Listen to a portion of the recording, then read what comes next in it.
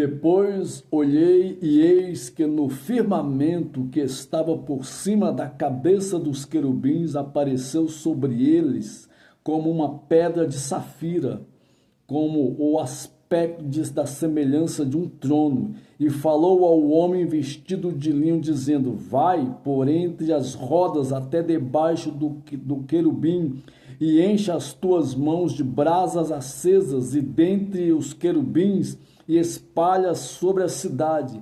E ele entrou à minha vista, e os querubins estavam ao lado direito da casa quando entrou aquele homem, e uma nuvem encheu o átrio interior. Então se levantou a glória do Senhor de sobre o querubim para a entrada da casa, e encheu-se a casa de uma nuvem, e os átrios se encheu do resplendor da glória do Senhor, e o estrondo das asas dos querubins se ouvia até o átrio exterior, como a voz do Deus Todo-Poderoso quando fala. Sucedeu, pois, que, dando ele ordem ao homem vestido de linho, dizendo: toma fogo dentre as rodas, dentre os querubins, entrou ele e se pôs junto às rodas. Então estendeu um querubim a sua mão de entre os querubins para o fogo que estava entre os querubins,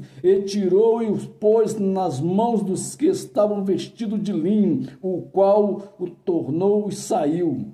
E apareceu nos querubins uma semelhança de mão de homem debaixo das suas asas. Então olhei, e eis 4 rodas junto aos querubins, uma roda junto a um querubim, e outra roda junto a outro querubim, e o esplendor das rodas era como cor de pedra turquesa, e quanto ao seu aspecto, as 4 tinham uma mesma semelhança, como se estivesse uma roda no meio de outra roda. Andando eles, andava elas. Pelos seus 4 lados não se viravam quando andavam, mas o lugar para onde estava a cabeça para esse andavam, não se viravam quando andavam, e todo o seu corpo, e as suas costas, e as suas mãos, e as suas asas, e as rodas que os 4 que o tinham, estavam cheias de olhos em redor. E quanto às rodas, elas foram chamadas ou vindo em galgal, e cada um tinha 4 rostos. O rosto do primeiro era rosto de querubim, e o rosto do segundo era rosto de homem, e do terceiro era rosto de leão, e do quarto era rosto de águia. Pois então, é interessante, né? Esse texto aqui do profeta Ezequiel, do capítulo 10, fala dos querubins, que é uma ordem angelical das miríades e miríades de querubins que estão diante do trono de Deus e estão espalhados por todo o espaço sideral, guardando o mundo, preparando o mundo para aquele grandioso dia escatológico da volta de nosso Senhor e Salvador Jesus Cristo, porque são eles, os querubins. Quem são os querubins, pregador? Os querubins é uma ordem de anjos, que poderíamos assim dizer, trazendo para a cultura do planeta Terra, são anjos seguranças de Deus, são guardadores da santidade de Deus. Até porque lá no livro de Gênesis, quando Eva e Adão tiveram aquele deslize, o que o Senhor nosso Deus fez? Colocou um querubim com uma espada flamejante de fogo, andando para um lado e para o outro, guardando a porta, a entrada do jardim do Éden. Mas vamos lá. Aí vem os pseudos profetas e profetisas dos altares aí afora, dizendo que está vendo um anjo entrando na igreja, que está vendo, que está sentindo o toque do anjo, a espada do anjo. Gente, isso é muito sério, porque você veja bem aqui, eu acabei de relatar para vocês a aparência de um querubim. Você já pensou se um querubim se aparecesse para mim, para você, para nós, em algum momento presente desta vida? A gente ia cair de cara no chão, espavorido, porque se esse querubim aqui, a aparência dele era de fogo e ele tinha asas que cobriam seus corpos, suas mãos, seus pés, seu rosto, e tinham rodas semelhantes a topázio, a pedras preciosas, e fogo e enxofre, saraiva saía deles. Gente, é um ser totalmente antagônico a esses anjinhos aí dessa matriarcal religião que infelizmente pintou até uns anjinhos, né, nos seus altares, né? É aqueles anjinhos meninos, né, que ficam ali no pé das estatuetas, dos ídolos. Vocês já viram eles, né? Ah, Senhor da glória, aqueles anjinhos ali realmente são os anjinhos, né?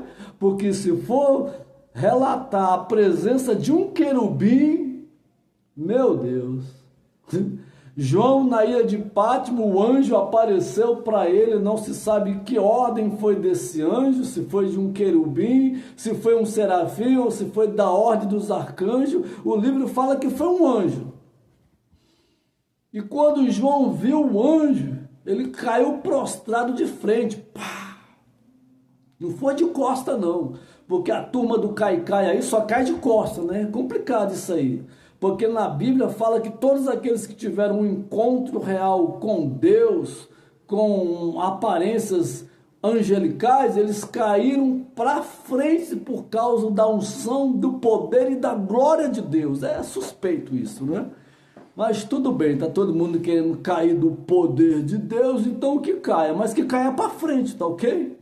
Em sinal de prostração, assim, ó, prostração. Aí João caiu prostrado e já ia adorando o anjo. O anjo falou: oh, levanta, levanta. Eis que eu sou o conservo teu. Eu fui enviado aqui para te ajudar. Adora a Deus. Os anjos não são dignos de adoração e eles são tão sabedores disso, porque esse anjo na ilha de Pátimo falou o quê? Adora a Deus. Levanta, João, adora a Deus. Eu não sou digno de adoração, porque eu não tenho todo o poder. Eu não sou Deus, eu não sou o Criador. Eu não tenho onisciência, eu não tenho onipresença, eu não tenho onipotência. Eu sou simplesmente um anjo. Sou um conservo teu na terra. Mas essa matriarcal religião, assim como muitas demais aí, criaram a adoração, a veneração aos anjos. Aí criaram-se também a teologia do anjo, do arcanjo Miguel, né? Agora no Brasil nós vamos ter a maior estátua, segundo o Ibope aí, ela vai ser mais alta do que a estátua do Cristo Redentor lá no Rio de Janeiro. Vai ser a estátua do arcanjo Miguel. Meu Deus! Santa idolatria nesse mundo afora. Infelizmente no Brasil porque nós fomos colonizados pelos portugueses. Infelizmente contraímos a idolatria de Portugal. Mas para você que se diz um profeta e uma profetisa no culto e fala que um anjo está entrando na igreja, ô Jesus, eu tenho dó dessa turma, viu? Você não está vendo nada de nada. Um anjo, um querubim. Tem gente que fala que do arcanjo Miguel desceu no culto com uma espada desembainhada e toca nele, Miguel, toca nele, Miguel, toca nela, Miguel. Você já viu essas palhaçadas por aí? Gente, você sabe quem é o arcanjo Miguel? O arcanjo Miguel, da ordem das miríades e miríades de arcanjo, o arcanjo é o guarda de Israel. A função do arcanjo Miguel não é descer em qualquer cultinho do Brasil ou do mundo afora e cutucar ninguém com sua espada, não. O arcanjo Miguel tem a função de guardar Israel. Ele é o guarda de Israel. Errais por não ler as escrituras. Mas aqui nós estamos falando da ordem dos querubins. Você viu como é que é a semelhança deles? E eles têm 4 rostos. Um rosto de homem, um rosto de águia, um rosto de leão. Aqui está. Rosto de homem, rosto de águia, rosto de leão e rosto de querubim. Aí já é o rosto dele mesmo, porque nós não sabemos que a aparência dele é. É bem verdade que tanto no Velho Testamento como no Novo Testamento temos a doutrina chamada teofania. O que é isso, pregador? É uma palavra de cunho teológico que diz que os anjos se manifestam na terra em formas humanas. Porque se eles aparecessem de forma da quais eles são no céu, e como eu acabei de ler aqui para você, relatado pelo profeta Ezequiel, ninguém conseguiria ficar perto de um ser desse, porque talvez não, com certeza a gente ia tremer de cima e embaixo e, como diz aí o nordestino, ia se borrar todinho, porque a aparência de um anjo desse, já pensou? E os serafins do profeta Isaías? Que são anjos de fogo ardente, é como se fosse uma tocha viva, incandescente.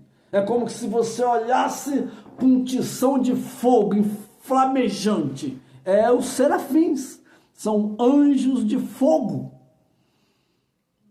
Aí vem essas pessoas aí da igreja dizendo que viu o anjo, e viu a asa dele, e viu isso, viu nada, meu irmão. Você é um falso profeta, uma falsa profetisa, você não está vendo anjo nenhum. Desafio a dizer para mim agora aqui qual é a aparência desse anjo. Talvez, se você dá umas folhadas nos textos e contextos aí do Velho e do Novo Testamento, você vai tentar simular para mim uma aparência de algum desses anjos, igual eu falei agora para você aqui no livro do profeta Ezequiel, capítulo 10, onde está a aparência dos querubins, e são anjos poderosíssimos em guerra, anjos que venceram em Babilônia, Sodoma, Gomorra, no Egito, anjos que são ordenados por Deus a um fim específico na terra.